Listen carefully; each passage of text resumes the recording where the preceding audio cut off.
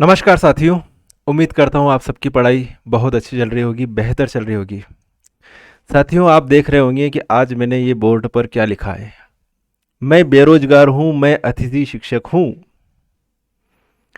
इस बार की जो फर्स्ट ग्रेड की एग्ज़ाम आपको बहुत अच्छी तैयारी करना है। इस दाग को धोना है, ये एक धब्बा है। मैं बेरोजगार हूँ, मैं अतिथि शिक्षक हूँ। साथियों, आज इस लेक्चर में वैसे हम एमओटी पढ़ेंगे, लेकिन थोड़ी सी चर्चा है जो आपको मोटिवेट करेगी। कई स्टूडेंट्स के मेरे पास फ़ोन आते हैं, गेस्ट टीचर के फ़ोन आते हैं। सर, हम 2011 में असफल हुए, सर हम 2018 में असफल हुए, सर हमें इस बार सिलेक्शन लेना ही लेना है। तो इस बार सिलेक्शन आपको लेना ही लेना है। ये जो समय है, समय इतना जल्दी फास्ट भागेगा। इस धब्बे को अगर धोना है, धब्बा कहो या कुछ भी कहो, क्योंकि अतिथि शिक्षक का जो शोषण होता है, एक परमानेंट टीचर को सैलरी वहीं पर उसी सब्जेक्ट को पढ़ाने के लिए 70-80 हज़ार रुपये मिलते हैं, वहाँ पर अतिथि शिक्षक को 8-9 हज़ार सैलरी में काम करना पड़ता है। रोज की जो मानसिक प्रताड़ना झेलनी पड़ती है वो बहुत खतरनाक होती है अतिथि शिक्षक के लिए, मानसिक प्रताड़ना।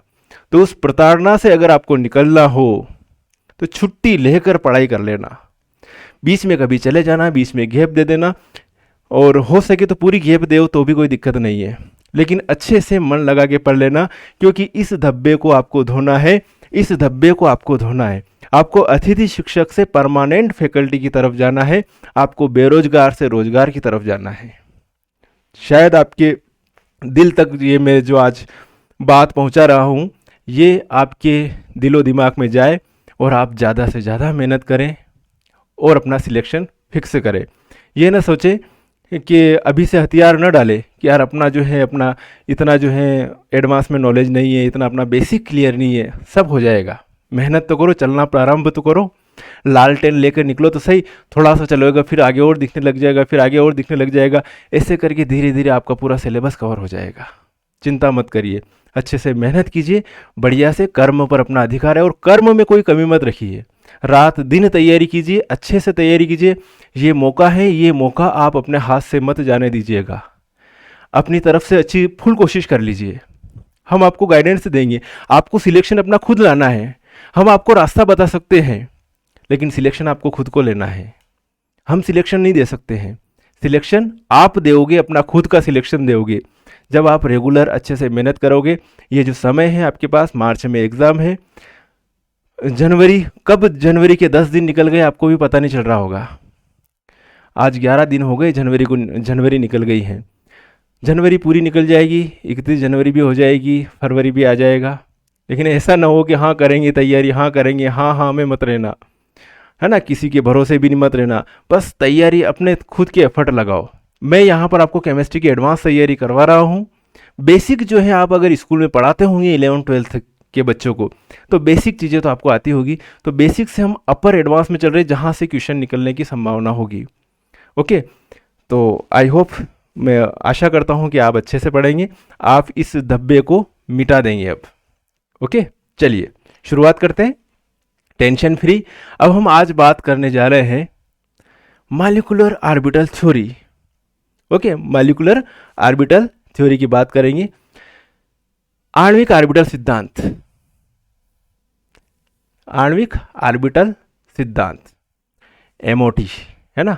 एमओटी, कोई मोटी हो तो नाराज मत होना, एमओटी, है ना। एमओटी ऐसे वर्ड में बोलने में ऐसे आता है, एमओटी, एमओटी। ओके, चलिए, तो एमओटी में होता क्या है, क्या चीज़ के बारे में डिस्कशन करते हैं अपन। बेसिकली एमओटी में होता क्या है कि जो आर्बिटल्स रहते हैं, चलिए थोड़ा जगह बना देता हूँ मैं यहाँ पे आपके लिए।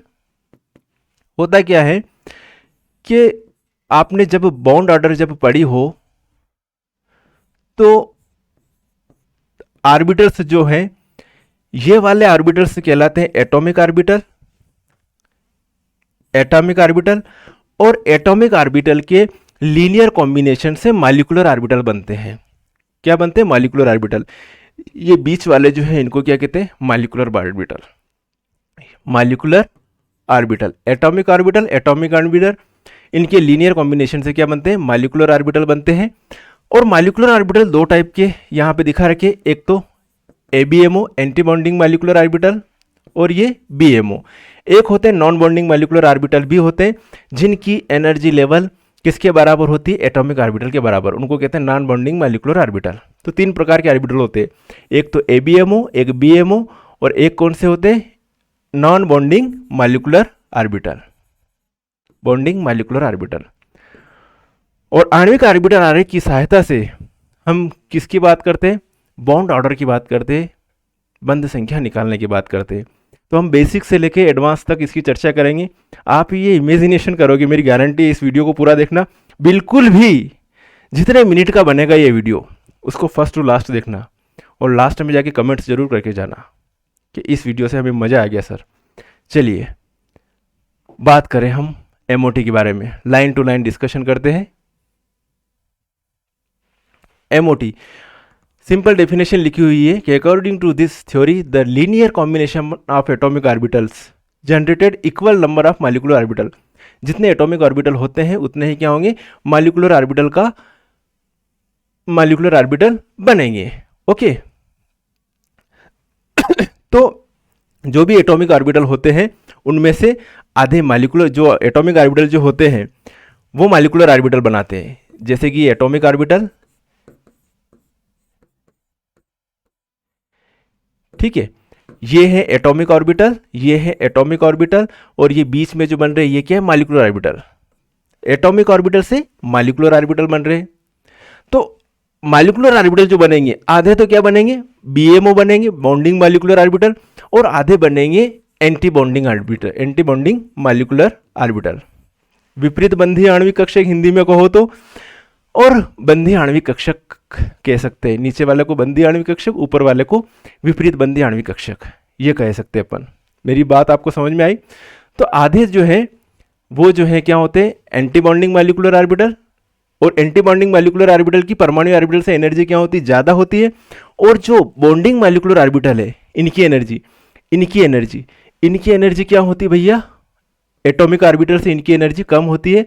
और एंटी बॉन्डिंग मॉलिक्यूलर ऑर्बिटल की एनर्जी मॉलिक्यूलर जो एटॉमिक ऑर्बिटल इनसे क्या होती है? ज़्यादा होती है। स्वाभाविक है, दिख रहा है ये एनर्जी का। मेरे हिसाब से यहाँ तक क्लियर हो गया होगा। चलिए ठीक है, तो ये चीज है। तो ऑर्बिटल्स आपको दिख रहे हैं, BMO और ABMO। ये एटॉमिक ऑर्बिटल, मॉलिक्यूलर ऑर्बिटल दो प्रकार के, BMO और ABMO। यहां तक समझ में आ गया। अब क्या होता है, कुछ स्पीशीज में नॉन बॉन्डिंग मॉलिक्यूलर ऑर्बिटल भी होते हैं, जो मैंने बताया, जिनकी एनर्जी किसके बराबर होती है? इक्वल एटॉमिक ऑर्बिटल के बराबर होती है, जो आपस में इंटरेक्शन नहीं करते हैं। चलिए आगे। दो एटॉमिक ऑर्बिटल के मध्य अधिकतम दूरी होने के कारण इंटरेक्शन संभव नहीं है। एटॉमिक ऑर्बिटल के बीच में क्या होती है? पर्याप्त दूरी होती है, और पर्याप्त दूरी होने के कारण इनके मध्य क्या होता है? इंटरेक्शन संभव नहीं होता है। क्लियर है? दो एटॉमिक ऑर्बिटल के मध्य अधिक दूरी होने के कारण इंटरेक्शन संभव नहीं है। एटॉमिक ऑर्बिटल की सममिति डिफरेंट होती है। एक परमाणु के किसी कक्षक की जितनी ऊर्जा का परमाणु कक्षक दूसरे परमाणु पर उपस्थित न हो, जैसे एक परमाणु का कक्षक इनर शेल में हो, यह बात समझना। होता क्या है, जैसे कि यहां पर है HF बन रहा है, तो फ्लोरीन का कौन सा ऑर्बिटल जो है या बॉन्ड फॉर्मेशन में पार्टिसिपेट करेगा? इसका 1s ऑर्बिटल फॉर्मेशन में पार्टिसिपेट कर रहा, तो ऐसा इसका 1s पॉसिबल नहीं है, क्योंकि इसका 1s जो है वो फ्लोरीन के इनर शेल में प्रेजेंट है।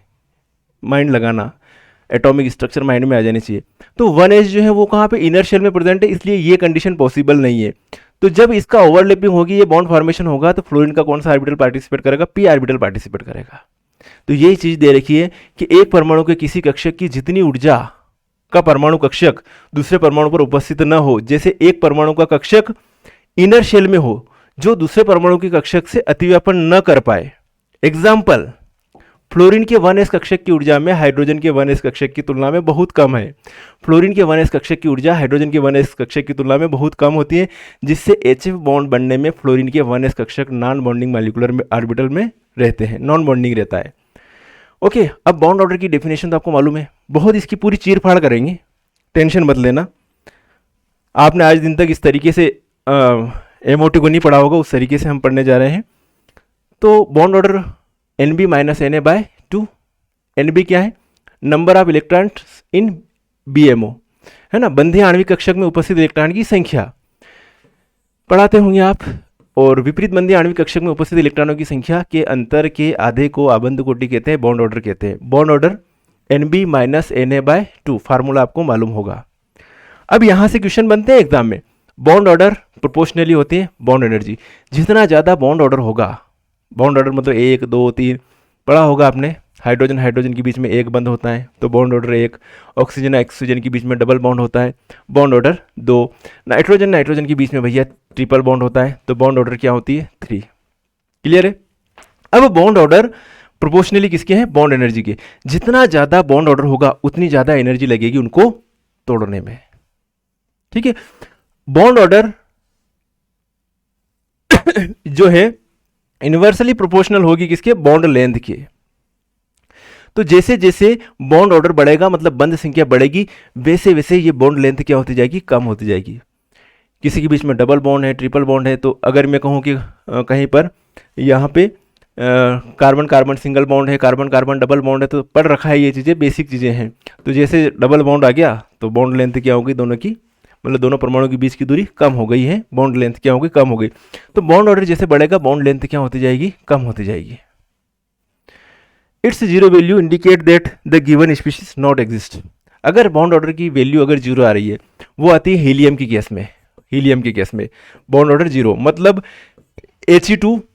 He2 के फॉर्म में नहीं है। हीलियम क्वेश्चन बनता है कि कौन सा जो है एलिमेंट्स हैं जो एक परमाणु अणु है। तो परमाणु भी वही है, अणु भी वही है, दुनिया किसकी है, हीलियम की है। तो भैया हीलियम जो है नी, हीलियम जो वे है, जो अणु भी यही है न परमाणु भी यही है, दोनों यही है। मेरी बात समझ में आई? क्यों? क्योंकि हीलियम के बीच में कोई बॉन्ड है नहीं ना भैया, कोई बॉन्ड ही नहीं है इनके बीच में, कोई बॉन्ड ही नहीं होता है, क्योंकि बॉन्ड ऑर्डर He2 की जीरो होती है। चलिए, तो जीरो वैल्यू आए तो वो क्या करता है, वो स्पीसीज एग्जिस्ट ही नहीं होती है। Negative value is not possible. Bond order की नेगेटिव में वैल्यू क्या होती है, पॉसिबल ही नहीं है कि बॉन्ड ऑर्डर की -2 बॉन्ड ऑर्डर आ रही है, ये -2 क्या होता है, नॉट पॉसिबल। आगे बढ़ते हैं।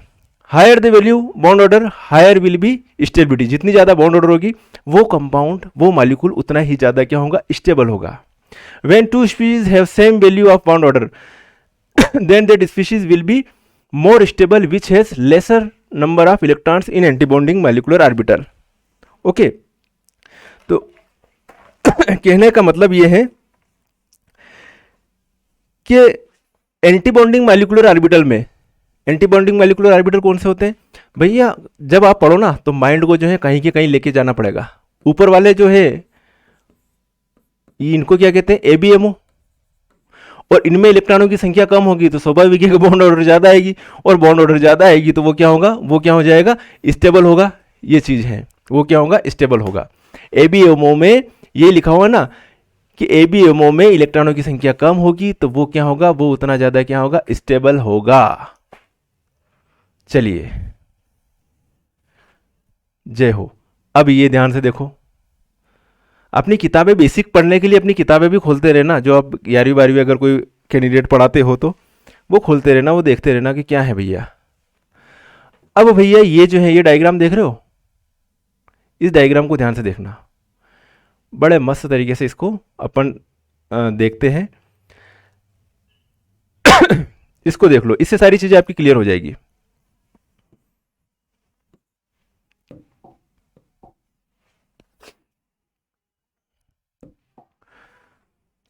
ये मॉलिक्यूलर ऑर्बिटल्स, ये जो है एटॉमिक ऑर्बिटल, ये भैया एटॉमिक ऑर्बिटल, और बीच वाले को क्या कहते हैं, मॉलिक्यूलर ऑर्बिटल। इन दोनों में आपको क्या डिफरेंस कहाँ दिख रहा है, मेरे को डिफरेंस यहाँ पर दिख रहा है, इस जगह पर, इस जगह पर। ये जो है इसमें कंडीशन अलग है और इसमें कंडीशन अलग है। इसमें कंडीशन ये दिख रहे हैं मेरे को कि इसमें जो है 2px और 2py ऊपर है और 2pz कहाँ पर, नीचे दे रखा है 2pz। भैया इसमें जो 2pz जो दे रखा है मैंने, इसमें 2pz, ये 2pz कहाँ पर, ऊपर है, 2px और 2py कहाँ पर है, नीचे है। क्लियर है, दिख रहा है आपको क्या है ये, आखिर ये ऐसा क्यों है। तो ये अब जब भी आप यहाँ पर क्वेश्चन बनता है कि ये नाइट्रोजन जब भी 14 तक जो है, जिन स्पीशीज में 14 तक इलेक्ट्रॉन भरने हो, ठीक है, 14 तक के लिए 14 तक के लिए आपको इलेक्ट्रॉन भरने हो तो ये वाला डायग्राम आप ध्यान रखना। 11वीं 12वीं में आपने करवाया होगा, 12वीं में 11वीं में केमिकल बॉन्डिंग वाला चैप्टर है, तो उसमें इनका अक्सर माइंड में आता होगा कि यहाँ पर ये होता है और इसमें ये चीज़ पाई जाती है। इसमें क्या होता है, 2pz नीचे आ जाता है और 2px 2py ऊपर चला जाता है।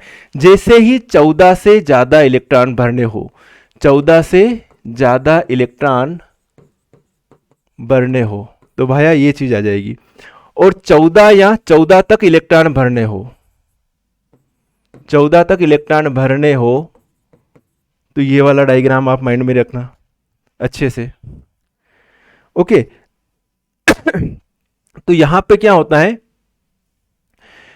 कि इनके बीच 2s और 2p के बीच, 2s एंड 2p के बीच एनर्जी गैप ज्यादा हो जाता है, एनर्जी गैप ज्यादा हो जाता है। इस कारण से 2pz जो है यहां पर 2pz की एनर्जी क्या हो जाती है, कम हो जाती है ना। 2pz की एनर्जी कम हो जाती है, 2pz पहले बॉन्ड बनाने के लिए आ जाएगा। इसमें जो है इसमें एनर्जी गैप कम होता है 14 तक की कंडीशन में। ओके अब देखो यहां पर इसी को देखते हुए मैं बॉन्ड ऑर्डर निकालना सिखा देता हूं इसी डायग्राम में। ध्यान से देखिएगा, मैं एक को पकड़ूंगा, ठीक है। 14 तक के लिए मैं लेऊंगा नाइट्रोजन का एग्जांपल, और इसके लिए ले लूंगा मैं ऑक्सीजन के लिए। ऑक्सीजन के लिए ये कंडीशन रहेगी 14 से ज़्यादा भरेंगे, क्योंकि 14 ऑक्सीजन के पास कितने इलेक्ट्रॉन होते हैं, O2, तो 8 और 8 16 इलेक्ट्रॉन चाहिए अपने को। नाइट्रोजन के लिए 14। ध्यान से देखना,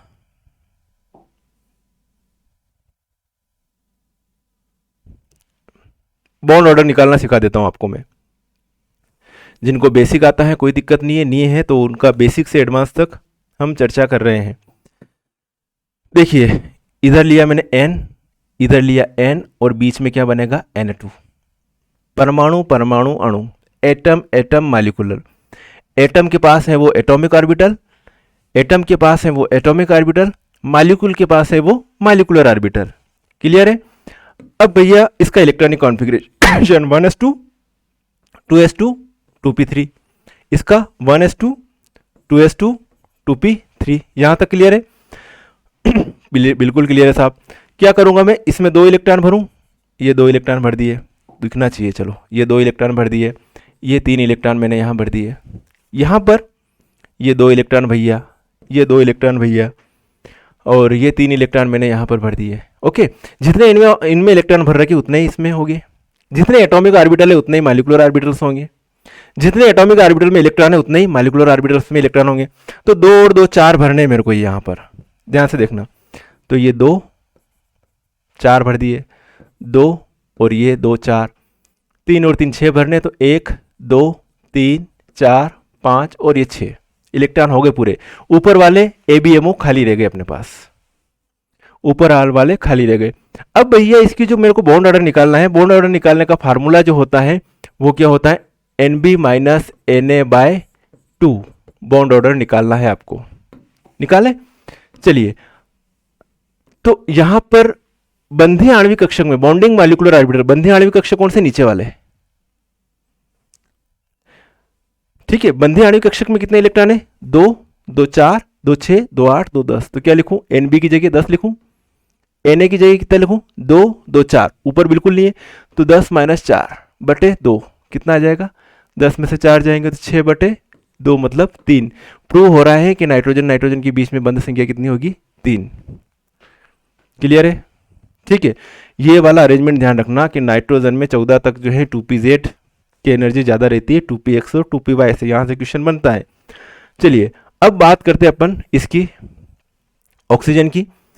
तो ये लिया मैंने O और ये लिया मैंने O, बीच में क्या बन जाएगा, O2।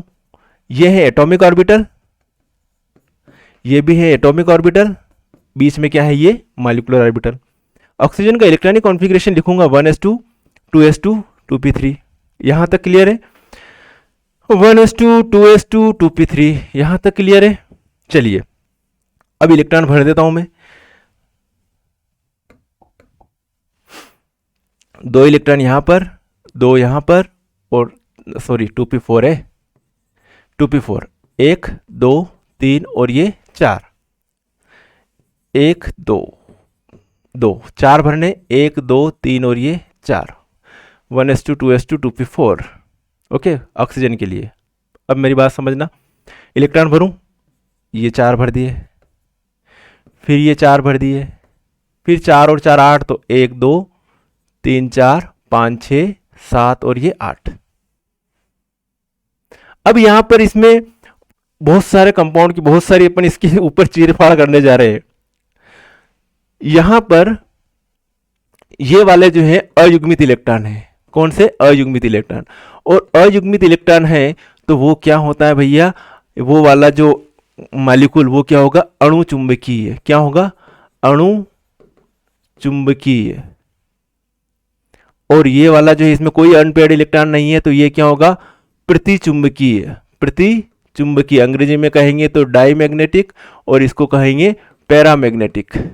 पैरामैग्नेटिक और ये डाईमैग्नेटिक हो जाएगा। N2 का अणु क्या है भैया? डाईमैग्नेटिक है। और इसका जो ऑक्सीजन का जो अणु है वो क्या होगा? पैरामैग्नेटिक होगा। पैरामैग्नेटिक जिसमें अयुग्मित इलेक्ट्रॉन प्रेजेंट हो, अनपेयर्ड इलेक्ट्रॉन प्रेजेंट हो। ये दोनों स्ट्रक्चर आपको दिख रही है। अब इसकी बॉन्ड ऑर्डर निकालते हैं। बॉन्ड ऑर्डर निकालने के लिए वही फार्मूला, बॉन्ड ऑर्डर बराबर NB माइनस Na/2। NB में 2 2 4 2 6 2 8 2 10, 10 माइनस Na में कितने? 2 2 4, 10 माइनस 2 2 4 और 2 6, सॉरी 6 है ना, ये वाले भी तो है, बटे 2, तो कितना आ जाएगा? 10 माइनस 6 4 बटे 2, मतलब बॉन्ड ऑर्डर कितनी आ रही है यहाँ पर? 2। ऑक्सीजन ऑक्सीजन के बीच में बंध संख्या कितनी होती है? 2। ओके, यहां तक क्लियर है। अब आपने नाइट्रोजन का इलेक्ट्रॉनिक कॉन्फ़िगरेशन लिखा था, वो तो लिखा था 1s2 2s2 2p3, 1s2 2s2 2p3। लेकिन N2 का कॉन्फ़िगरेशन लिखना होगा तो क्या लिखोगे? N2 का कॉन्फ़िगरेशन भाई साहब मैं ये लिखूंगा, ध्यान से देखना। N2 का लिखूंगा sigma 1s2, sigma star 1s2, sigma 2s2, फिर सिग्मा स्टार 2s2, स्टार मतलब ऊपर वाले में है ना, फिर पाई 2px2, और इनकी एनर्जी बराबर है किसके? पाई 2py2, और फिर आएगा कौन आएगा? Sigma 2pz2। ये कॉन्फ़िगरेशन हो जाएगा किसका? नाइट्रोजन का। तो नाइट्रोजन का configuration sigma 1s2, sigma star 1s2, 2 2 2 2 और ये 2, ये हो जाएगा इसका इलेक्ट्रॉनिक कॉन्फ़िगरेशन। किसका? नाइट्रोजन का। ऐसे ही अपन जो है ऑक्सीजन की बात कर सकते हैं कि ऑक्सीजन में sigma 1s2, sigma 1 star 1s2, sigma 2s2, sigma star 2s2, पाई 2px2, पाई 2pz2, सॉरी पाई 2pz2, और पाई 2px2, और पाई 2py2, और पाई स्टार 2px1, और पाई स्टार 2py1। ये कॉन्फ़िगरेशन होगा। क्लियर है यहां तक? कोई डाउट? कमेंट से कीजिएगा अगर कोई डाउट हो तो। तो ये तो हो गया बेसिक चर्चा। अब उसमें थोड़ा एडवांस में जाएंगे अपन धीरे धीरे। ठीक है, ये ऑक्सीजन का मॉलिक्यूलर ऑर्बिटल डायग्राम है, और ये नाइट्रोजन का एमओ डायग्राम है, आणविक ऑर्बिटल डायग्राम। क्लियर है? स्क्रीनशॉट लेना चाहो ले लो। और जो भी साथी जो हैं रेगुलर कोर्स ज्वाइन करना चाहते हैं उनके लिए मैं अपने नंबर जो है डिस्क्रिप्शन में दे दूंगा, मैसेज कर दीजिएगा व्हाट्सअप, चर्चा कर लेंगे। ओके, चलिए। और जो सिलेबस जो है ना आपका दिया हुआ है, ऐसा नहीं कि सिलेबस, बहुत सारा सिलेबस तो ऐसा है कि खुद भी कर सकते हो, रीडिंग कर सकते हैं। हमें कॉम्प्लिकेटेड टॉपिक पर ध्यान देना है कि ये कॉम्प्लिकेटेड टॉपिक, जैसे ये कॉम्प्लिकेटेड टॉपिक था, यहाँ से अगर क्वेश्चन बन गया, छोड़ो ना, नहीं भैया, करना ही करना है। क्लियर है? चलिए आगे बढ़े, बहुत सारी बातें करनी है अभी तो। इंपॉर्टेंट पॉइंट, कुछ इंपॉर्टेंट पॉइंट दे रखे हैं कि सेकंड पीरियड में शुरू में 2s तथा 2p कक्षकों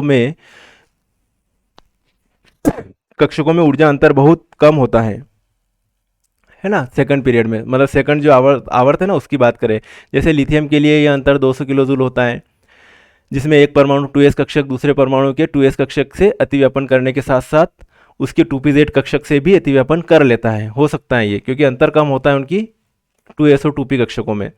यहाँ सिग्मा अतिव्यापन शुद्ध एसएस या पीपी न होकर क्या हो सकता है, मिश्रित हो सकता है भैया। अपन देख तो रहे कि भैया एसएस अतिव्यापन हो रहा है, लेकिन उस एस और पी की एनर्जी में बहुत कम अंतर हो रहा है, तो एस का पी के साथ भी ओवरलैपिंग हो सकती है, ठीक है, शुद्ध नहीं हो सकता है, जिसके कारण सिग्मा एस कक्षक में कुछ पी गुण तथा सिग्मा 2p जेड में कुछ एस गुण आ जाते हैं, हो सकता है।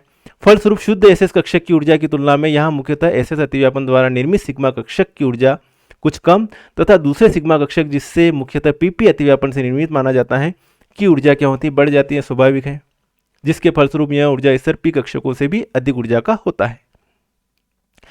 जैसे जैसे पीरियड में जो आवर्त में बाएं से दाएं चलेंगे तो इनके बीच अंतर बढ़ता जाएगा। ऑक्सीजन के बाद के तत्वों में यह अंतर इतना अधिक हो जाता है कि अतिव्यापन में सिग्मा 2s व 2p के मध्य तथा सिग्मा 2p तथा 2s ऑर्बिटल के योगदान नगण्य रह जाता है, मतलब अंतर और ज़्यादा बढ़ जाता है जैसे जैसे। तो F2 में 2s 2p का ऊर्जा अंतर 250 किलो कैलोरी जूल प्रति मोल हो जाता है। तो उस कंडीशन में अलग बात हो जाती है, एनर्जी गैप बढ़ जाता है 2s और 2p में, और शुरुआत में 2s और 2p के बीच में एनर्जी गैप क्या रहता है, कम रहता है। चलिए अब ये चीज़ यहाँ से क्वेश्चन बनेगा भैया, एक एक चीज़ इंपॉर्टेंट है एक एक चीज़ इंपॉर्टेंट है। क्या दे रखा है इसमें, क्या दिख रहा है आपको, दिख रहा है H2 plus molecule species, H2 plus दे रखियो है। तो H2 प्लस मतलब इसका एटॉमिक ऑर्बिटल स्ट्रक्चर बनाओ, चलो बना देता हूँ, ताकि जिनका बेसिक थोड़ा कम है उनको माइंड में सारी चीज़ें क्लियर होती जाएगी। ये है H और ये है H प्लस, कई बनी गयो, H2 प्लस बनी गयो, एटॉमिक ऑर्बिटल मॉलिक्यूलर ऑर्बिटल। भाई साहब ये जो है 1s1 होगा, ठीक है, इको कई होगा 1s1, यो 1s1 और इको तो 1s0, एक इलेक्ट्रॉन था वही दे दिया, तो एक ही इलेक्ट्रॉन है यहाँ पर, तो एक ही इलेक्ट्रॉन होगा यहाँ पर। तो यहाँ पर मैं जो बॉन्ड ऑर्डर निकालूंगा तो NB minus Na/2 bond order, तो कतरा होगा 1 माइनस 0/2, तो 1/2, 1/2 ने कई केवे 0.5, बाकी यो कही है पैरामैग्नेटिक है, पैरामैग्नेटिक बोले तो हिंदी में कई केवे है, अणुचुंबकीय केवे है, कई केवे अणी ने अणुचुंबकीय, बिल्कुल है साहब अणुचुंबकीय। अनपेयर्ड इलेक्ट्रॉन जहां पर मिल जाए वो अणुचुंबकीय होगा, वो पैरामैग्नेटिक होगा। यहां तक क्लियर है ओके। अब H2 की बात करेंगे, तो जैसे H2 आया कि यहां से प्लस चार्ज हट गया और 1s1 यहां पर भी हो गया, तो एक इलेक्ट्रॉन यहां पर भी हो गया, तो यहां पर आ गया। तो यहां पर इसके लिए NB माइनस Na/2 कितना होगा, तो भाई साहब 2 माइनस 0/2 कितना आएगा, 1 आएगी, और दोनों इलेक्ट्रॉन क्या है, पेयर्ड है। भाई साहब क्या होगा, ये डाईमैग्नेटिक वेवेगा, प्रतिचुंबकीय वेवेगा। यहां तक समझ में आयो। फिर बात करा H2 माइनस की, बात करा H2 माइनस, माइनस मतलब एक इलेक्ट्रॉन और बढ़ गयो, यो H माइनस लगी दी दो अटे, तो एक इलेक्ट्रॉन और आ गयो अटे, तो यो इलेक्ट्रॉन अठिने आई गयो, तो वापस कही वेगा ये BMO, ये ABMO, क्या करूं, वापस वही NB minus Na/2 bond order निकली जाएगा। बेसिक बात बता रहा हूं मैं, कितना हो जाएगा 2 माइनस 1/2, तो क्या है 1/2, 0.5, एक अनपेयर्ड इलेक्ट्रॉन के कारण यो वापस कहीं भी गयो पैरामैग्नेटिक।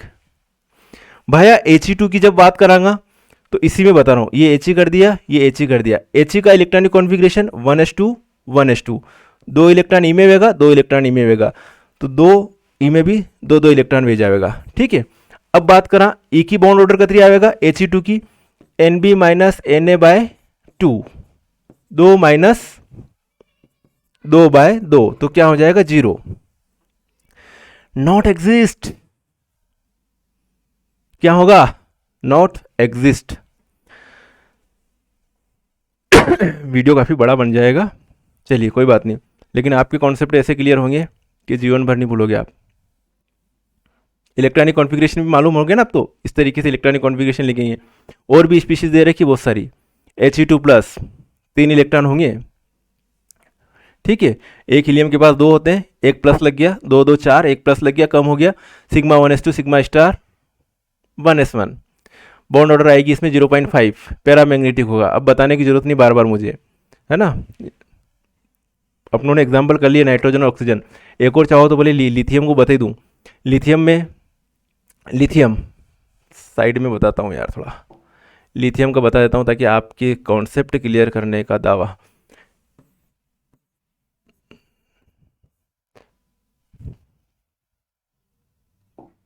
भाया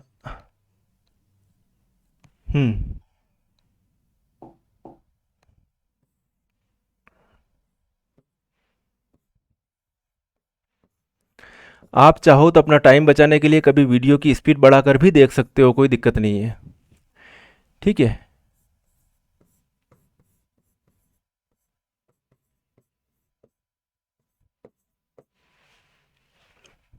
Li बीच में Li2। Li के वो electronic configuration 1s2 2s1 1s2 2s1, 2 electron में भरिया, 1 इलेक्ट्रॉन यहाँ है, एक यहाँ है। ओके, अब भाया मेरे को ये बताओ, जो Li2 जो है ये डायमैग्नेटिक है कि पैरामैग्नेटिक है, अणुचुंबकीय है कि प्रतिचुंबकीय, जल्दी से कमेंट से कीजिएगा। यो जो है मैंने तो दिख रही है प्रतिचुंबकीय दिख रही हो, क्यों? क्योंकि इनमें अयुग्मित इलेक्ट्रॉन, अकेलो इलेक्ट्रॉन नहीं दिख रही हो, तो यो जो है प्रतिचुंबकीय है। Li2 क्या है? प्रतिचुंबकीय। भाया Li की बात नहीं करी, Li2 की बात करी। जब Li की बात करूंगा तो Li तो अणुचुंबकीय होगा, क्योंकि Li के पास तो एक अनपेड इलेक्ट्रॉन है। लेकिन भाया Li2 जो है वो प्रतिचुंबकीय वेगा, डायमैग्नेटिक वेगा। यहां तक समझ में आ गया? तो इसका electronic configuration sigma 1s2, sigma star 1s2 और सिग्मा 2s2, यो कॉन्फ़िगरेशन वेगा। यो जी लिखी रखी हुई कॉन्फ़िगरेशन अटे। बॉन्ड ऑर्डर कितनी आएगा? 1.0। कथे आएगा 1.0? विच फार्मूलो આપણું NB माइनस Na/2, तो 2 2 4, 4 माइनस ये 2 बटे 2, तो 2/2 मतलब 1 बॉन्ड ऑर्डर आ रही है। चलिए, हमारे हिसाब से अटा तक तो समझ में आई होगा। चला आगे। ओके, ऐसे ही अगला बी जो आएगा, बी में क्या हो जाएगा, यहाँ बी लिखूं और अठने भी बी लिख दूं, और बी को परमाणु क्रमांक कितना वेवे? 4 वेवे हैं। 4 तो 1s2 2s2 1s2 2s2 अठे भी भरी दियो आपने, तो अठे भी यही जाएगा। तो 4 माइनस 4/2 तो 0/2, तो 0.0 not exist, B2 not exist. तो ऐसे आप बनाते रहना भैया डायग्राम। अब है ना, आपको नाइट्रोजन का मॉलिक्यूलर ऑर्बिटल आरेख दिखाया, ऑक्सीजन का दिखाया, ये और दिखा दिए। समझदार के लिए इशारा ही काफी है। चलिए, तो ये सारी चीजें हैं। B2 के पास भैया होते हैं 10 इलेक्ट्रॉन, कॉन्फ़िगरेशन के मतलब पहली कक्षा के लिए लिखा हुआ ये। अपन इसकी जगह ये के किसकी जगह लिख दिया? अपनों ने ये लिखने के बजाय क्या कर दिया? के कर दिया। के मेरा नाम भी के है पहली कक्षा में। ओके, चलिए, के मतलब पहली कक्षा की बात चल रही है। अपन बात करते हैं ना जो स्ट्रक्चर बनाते हैं न्यूक्लियस, पहली कक्षा, दूसरी कक्षा, तीसरी कक्षा, तो 2 के लिए 2 एटॉमिक ऑर्बिटल पार्टिसिपेट कर रहे, तो यहाँ पर के लिख दिया, के स्टार। ओके, फिर यो इलेक्ट्रॉनिक कॉन्फ़िगरेशन हो जाएगा 10 भरना नहीं अपने, तो 4 तो भी गया, 4 4 8 और 2 10, तो 1s sigma 1s2 sigma star 1s2 sigma 2s2 sigma star 2s2 पाई 2px1 और पाई 2py1। बॉन्ड ऑर्डर 1 पैरामैग्नेटिक है यो। C2 की बॉन्ड ऑर्डर कितनी आएगा? C2 के पास कितना इलेक्ट्रॉन वेवे है? 12। एक कार्बन के पास 6, 2 कार्बन के पास 12। यो इलेक्ट्रॉनिक कॉन्फ़िगरेशन भी जाएगा डायमैग्नेटिक है। C2 2 माइनस 12 और 2, 2 माइनस है तो 14 के यो कॉन्फ़िगरेशन डायमैग्नेटिक आएगा। बॉन्ड ऑर्डर कितनी आएगा? 14 आएगा।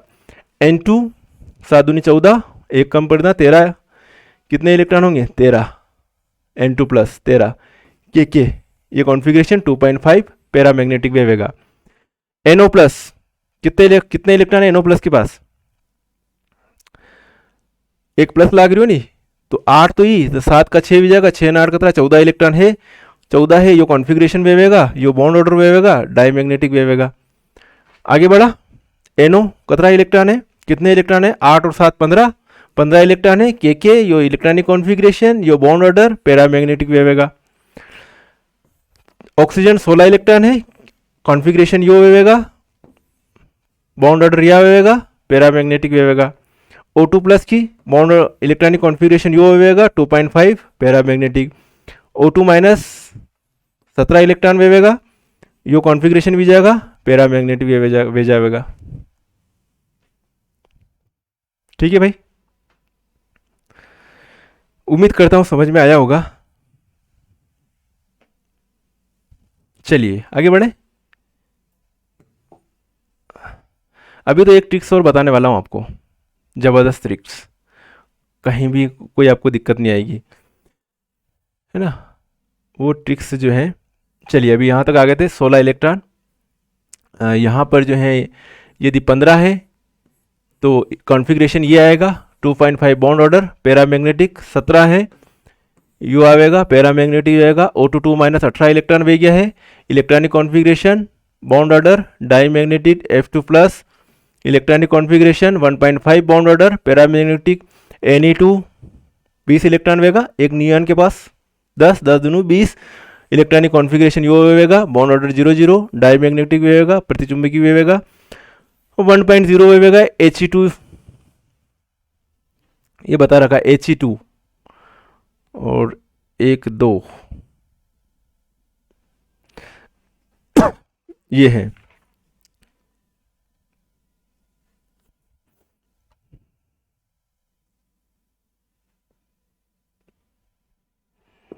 अब यहाँ पे एक्साइटेड स्टेट की बात कर रही है, He2 की एक्साइटेड स्टेट की।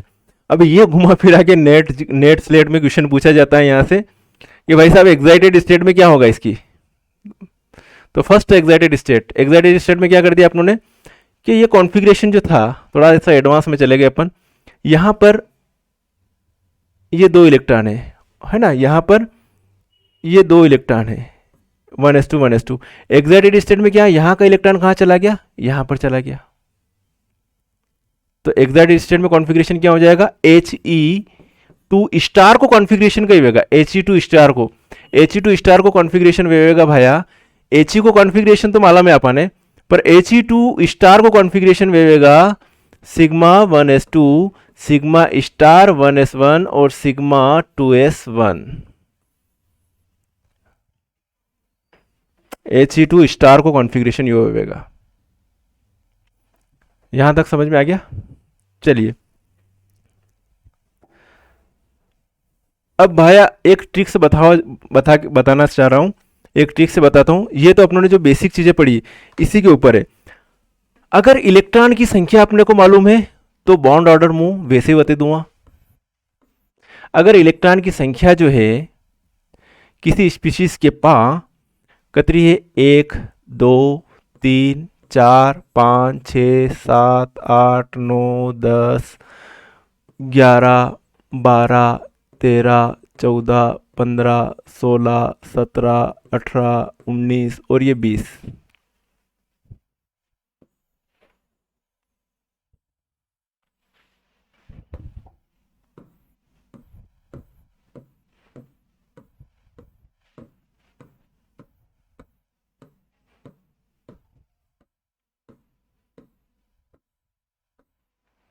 ओके, मैं वैसे देख के बता दूंगा किसकी बॉन्ड ऑर्डर कितनी होगी।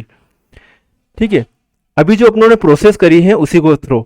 अगर किसी अणु के पास, मॉलिक्यूल के पास जिसकी बॉन्ड ऑर्डर निकालनी है, उसके पास क्या हो, मॉलिक्यूल या आयन के पास अगर 1 इलेक्ट्रॉन हो तो आपकी बॉन्ड ऑर्डर निकल के आएगी 0.5, 2 हो तो 1.0। हाइड्रोजन का देखा था ना H2 के पास, तो H2 में 2 इलेक्ट्रॉन है तो 1.0 आएगी, देखने की जरूरत ही नहीं है। यदि 3 है तो फिर 0.5 आएगी बॉन्ड ऑर्डर। 4 है, बेरिलियम का देखा था जस्ट अपनों ने, 0.0 डज नॉट एग्जिस्ट Be2। ठीक है, फिर 5 है तो 0.5, फिर 6 है तो कितनी आएगी 1.0, फिर 0.5, 7 है तो वो एटॉमिक ऑर्बिटल आरेख बना के देख लेना यार। 8 है तो फिर 0.0, 9 है तो 0.5, ओके। फिर 10 है तो 1.0, फिर 11 है तो 1.5, फिर 12 है तो 2.0, फिर 13 है तो 2.5, फिर 14 है तो 3.0। 14 कणी में था, नाइट्रोजन का में 14 इलेक्ट्रॉन। ठीक है, ऐसे ही 2.5, 2.0 की में देखो तो बार ऑक्सीजन में देखो तो नहीं 16 इलेक्ट्रॉन वेव है ऑक्सीजन स्पीशीज के पास, तो 1 की बाउंड ऑर्डर कितनी आएगा 2.0। 17 वेव का कणपा तो 1.5, 18 वेव है तो 1.0, 19 वेव है तो 0.5 ने 20 वेव है तो बाउंड ऑर्डर 0 ही जाएगा, नियान की 0 वेव है। यहां तक क्लियर है? मेरे हिसाब से क्लियर होगा यहां तक। ओके, अब जो बताने जा रहा हूं प्रॉब्लम्स, वो प्रॉब्लम्स एग्जाम में पूछी जाती है। चलिए, यह प्रॉब्लम कितने बच्चे कमेंट्स करेंगे कि सर इस टाइप के सवाल तो हमने हर एक केमिस्ट्री से रिलेटेड एग्जाम में देखा है। प्रॉब्लम्स ये हैं भाई कि निम्नलिखित स्पीशीज को उनको उनके बॉन्ड लेंथ के बढ़ते क्रम में बताइए। कई बात है भैया। तो अब बार जो अपन ने जो तरीको देखे तो नहीं कि ई का 16 है, 8 8 16 तो बॉन्ड ऑर्डर कतरी आएगा 2.0। ई के 16 में तो एक कम कर दूँ 15 तो बॉन्ड ऑर्डर कतरी आएगा 2.5, जो भी मैंने ट्रिक से बताई थी वही। ई में कतरा है 16 और 1 17 है इलेक्ट्रॉन की संख्या, तो 1.5 आएगा बॉन्ड ऑर्डर।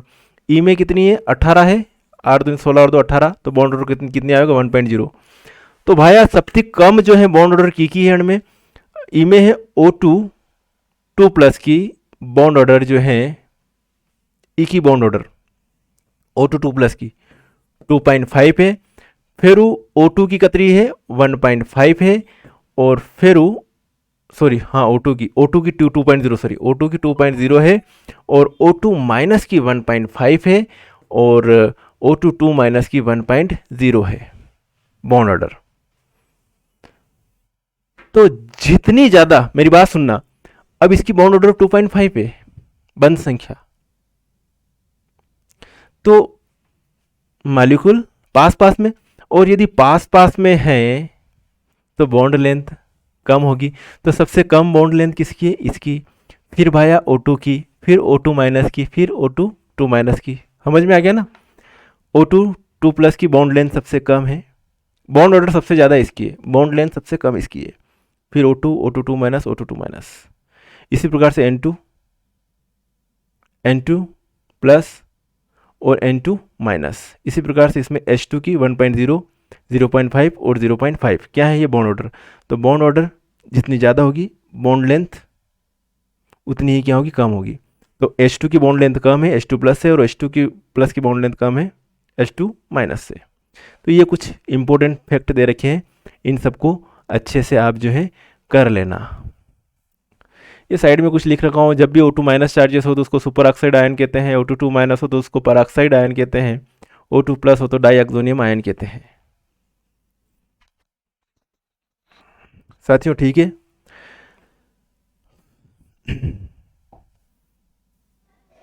तो ये हो गया एंड यहीं पे लेक्चर, और उम्मीद करता हूँ कि आपको जो है ये वीडियो बेहतर लगा होगा, आपका नॉलेज अपडेट हुआ होगा। अपने साथियों को, अपने दोस्तों को शेयर कीजिएगा, और डिस्क्रिप्शन में जो है पूरी प्लेलिस्ट की लिंक दे दूंगा, मोबाइल नंबर दे दूंगा, वहाँ पर व्हाट्सअप करिएगा कोई सजेशन के लिए, मतलब जिनको कोर्स जो है पूरा पढ़ना हो वो स्टूडेंट। ओके साथियों, तो दिल से पढ़िएगा, मज़े से पढ़िएगा, आपको निश्चित बेनिफिट मिलेगा। मेहनत करिए अच्छे से, और नॉलेज अपडेट कीजिए। कहीं पर भी खड़े रहोगे, कहीं पर भी बच्चों को पढ़ाओगे तो नॉलेज सर्वाइव को करोगे, वहाँ पर फ़ायदा ही होगा लाइफ में। ठीक है, तो साथियों मिलेंगे फिर नेक्स्ट वीडियो में, तब तक के लिए ओके बाय, जय हिंद।